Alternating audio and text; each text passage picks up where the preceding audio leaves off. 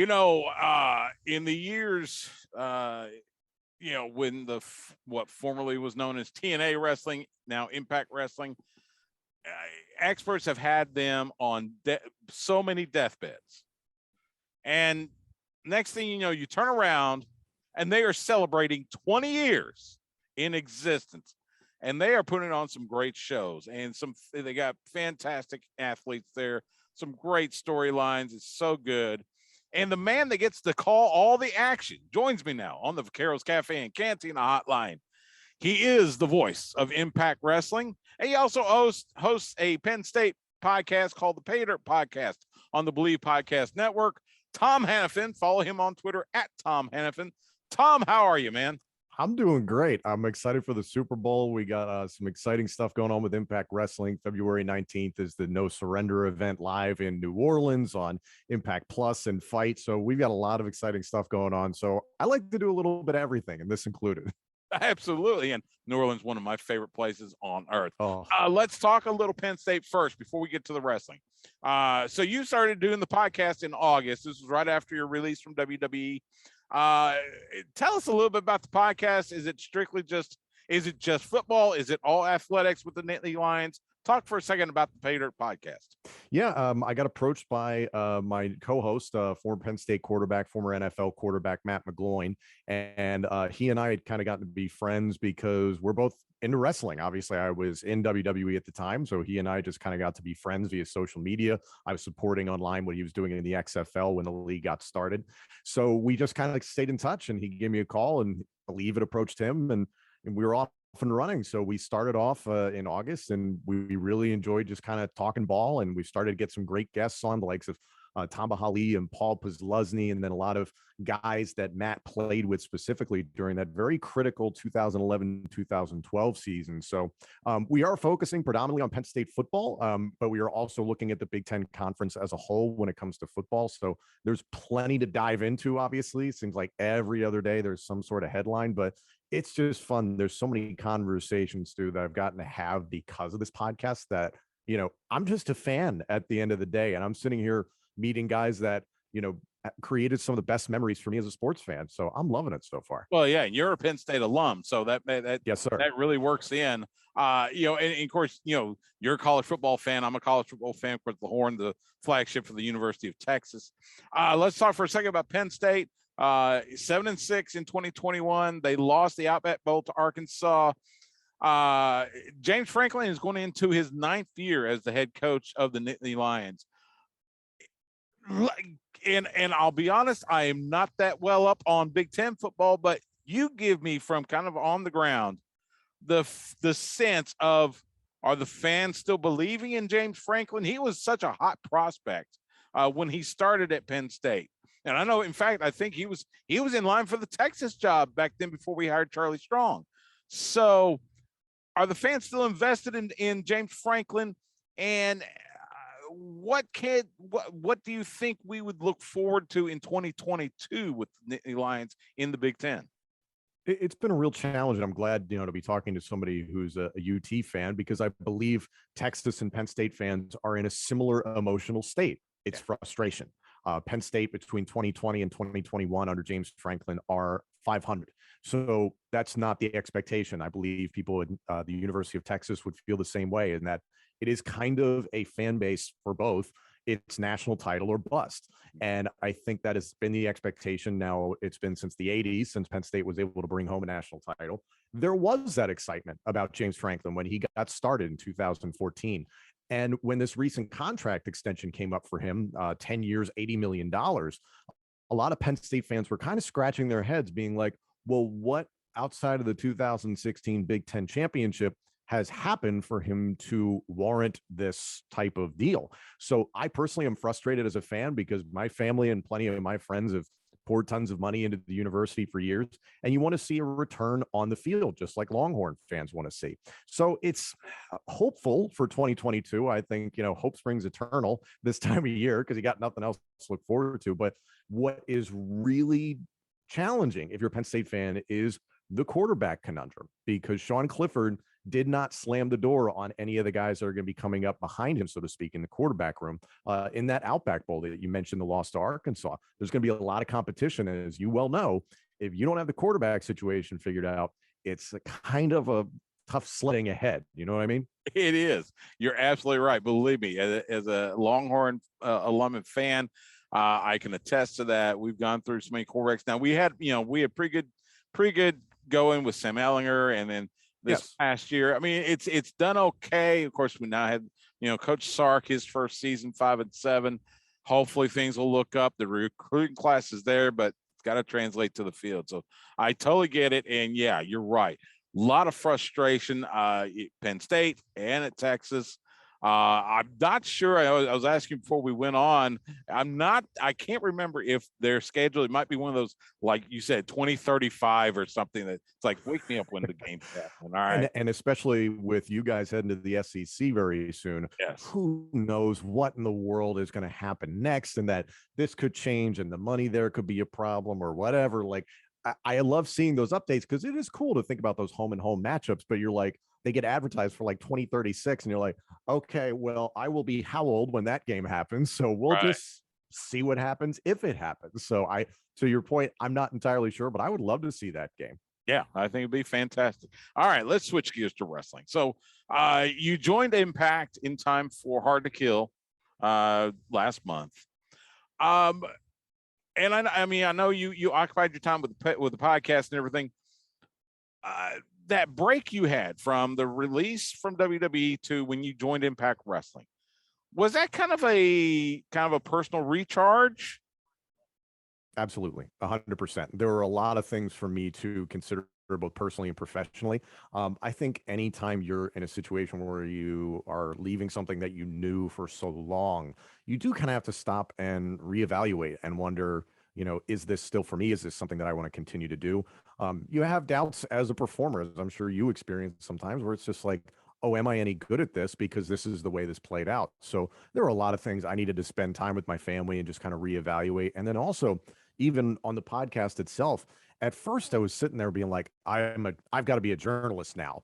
And granted, I have a broadcast journalism degree from Penn State. And I remember messing something up along the way. And Matt McGloin said to me, he's like, dude, you spent 9 years talking about wrestling. No one expects you to come on here and be a reporter all of a sudden. He's like, just be you, just have fun. And he's 100% right. And I'm glad that I had that realization. So it's been a lot of stuff for me to just kind of, I don't know, just recharge, reset, and just find my passion again. And Impact has given me that. I love the schedule.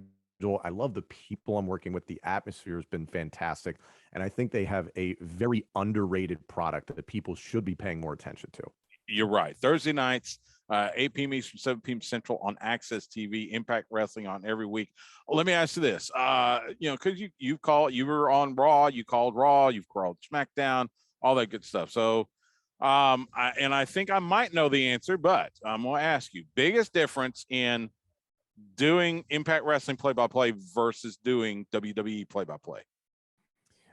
It's just a little bit, there's more creative freedom, I think, in that with WWE, the way that they have things structured, they have a specific plan for how they want their creative executed. And it's not saying that Impact doesn't have that same thing. There's just a little bit more room for artistic license, I guess you could say, in terms of, hey, if this is maybe not complete in its story, fill in the gaps, make up some stuff, have fun here and there, because that's the thing that we all love about wrestling. It's larger than life. These are characters at the end of the day. So there's that opportunity to kind of just mess around a little bit, but at the same time, I want to deliver as best as possible based on what their vision is. So there's a lot of differences that I could point out, but I just think there's a little bit more creative freedom. And that's just the way the two companies go about their business, and that's fine.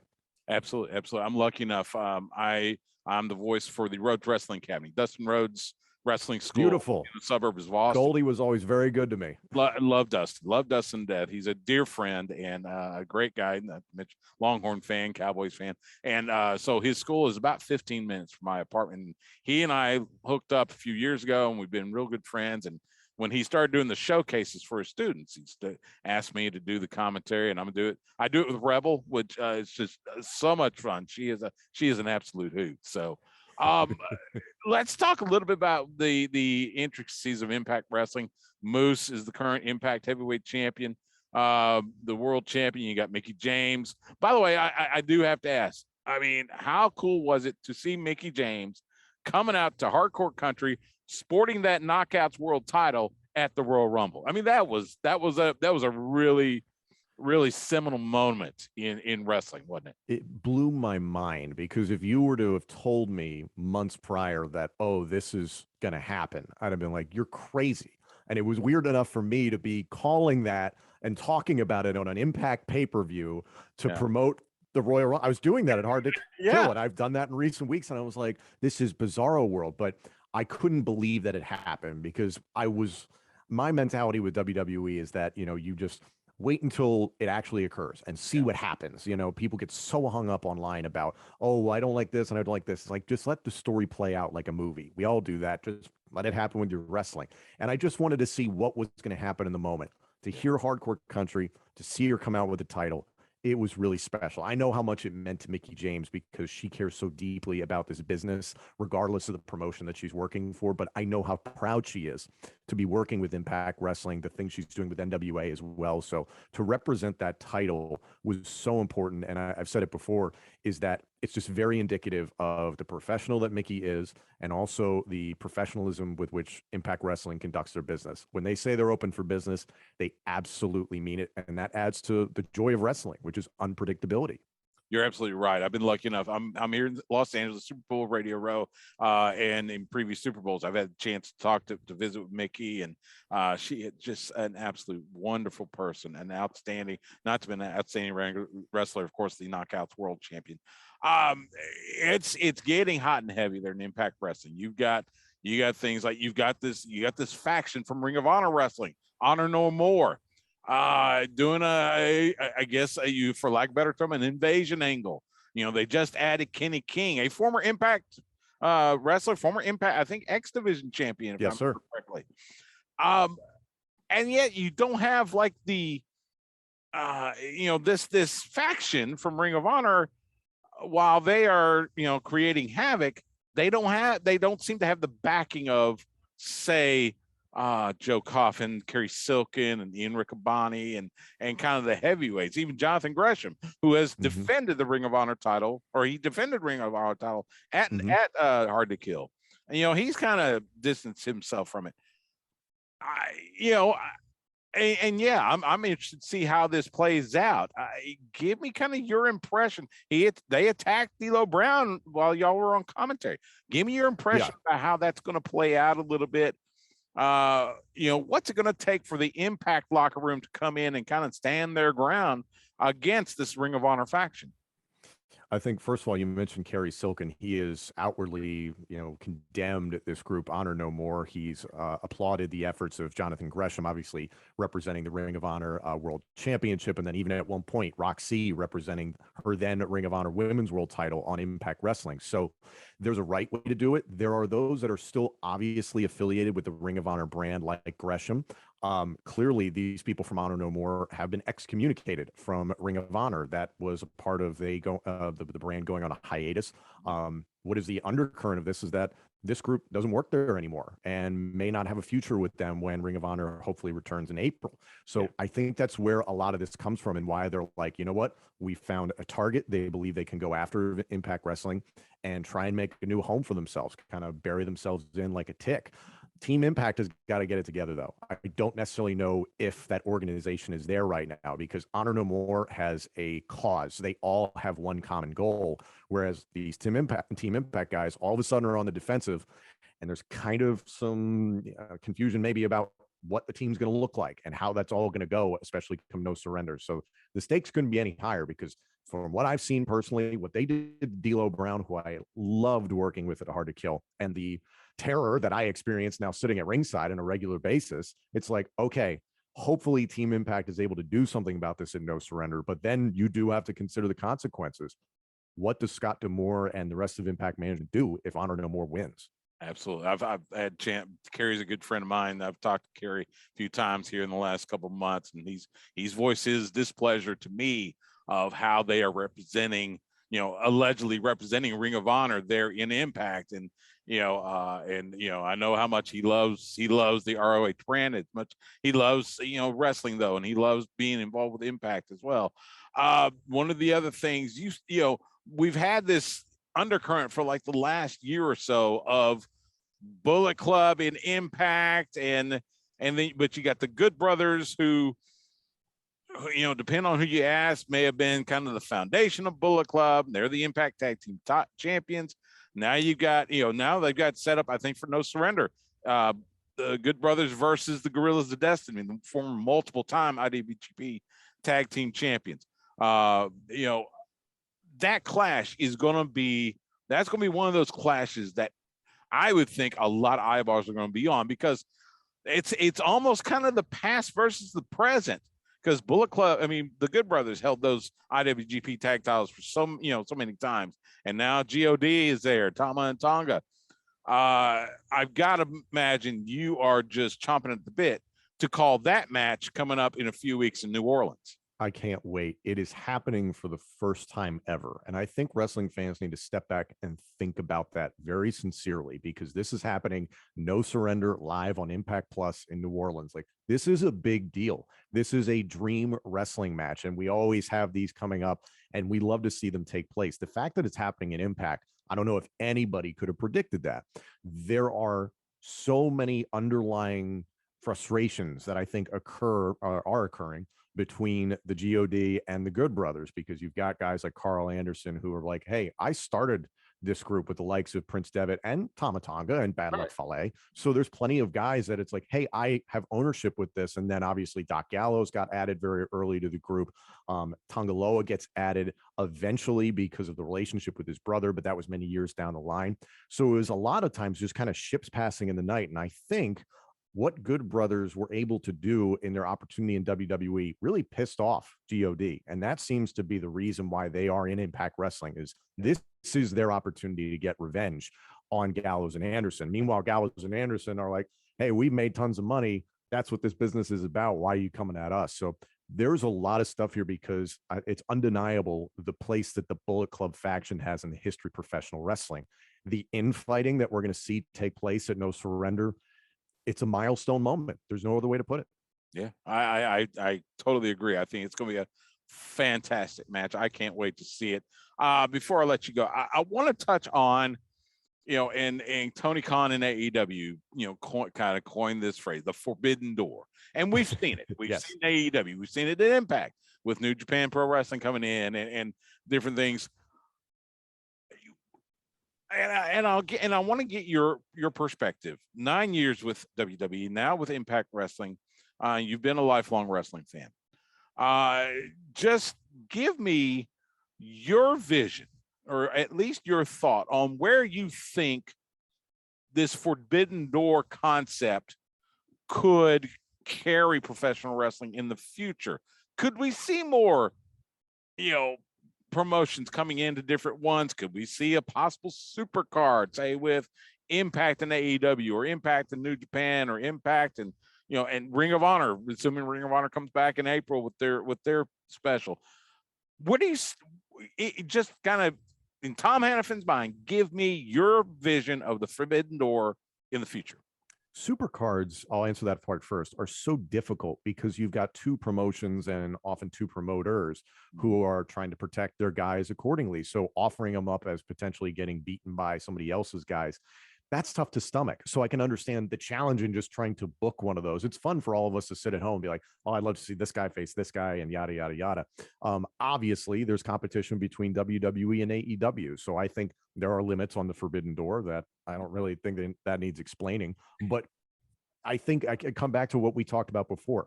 Wrestling is built on unpredictability, and that's what the forbidden door has given us. Look at what Mickie James did. Look at the way Christian Cage was able to bounce back and forth between AEW and Impact Wrestling alone. I think there's so many opportunities for so many cool situations, like we just talked about with God from New Japan Pro Wrestling, and then Good Brothers now with Impact Wrestling.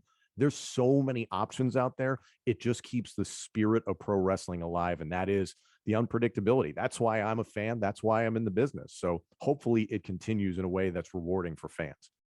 I couldn't agree more. I remember, talk about supercards. I remember one of my first supercards was, was the AWA World Class, Kerry Von Erich and Jerry Lawler. And, I have since read all sorts of things about it and how difficult it was. And Kerry was dealing with the foot and everything. And it was just, so much, machinations with that. So, while, I would love to see these supercards happen. I know there's going to be challenges that that will have to be overcome by the different promoters and everything. So I get you on that. He is Tom Hannifan.